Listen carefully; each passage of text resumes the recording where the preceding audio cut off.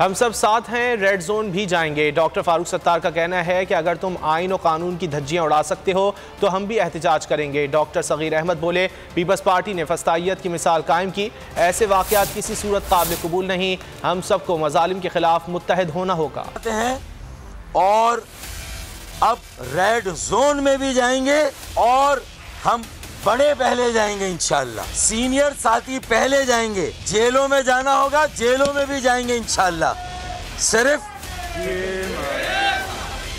जेलों में भी जाएंगे, रेड जोन में भी जाएंगे और वजीर आला हाउस के अंदर भी जाएंगे। जिस किस्म के आज वहशियाना रियासती जबर का इस्तेमाल किया गया, उसकी मजम्मत करते हैं हम सब लोग। रियासती जबर का, रियासती ताकतों का नाजायज़ इस्तेमाल है। मैं समझता हूँ हमारा इत्तेहाद, हम सब का एक होना इंतहाई वक्त की शदीद। सब्सक्राइब करें और बेल दबाएं ताकि कोई खबर रह न जाए।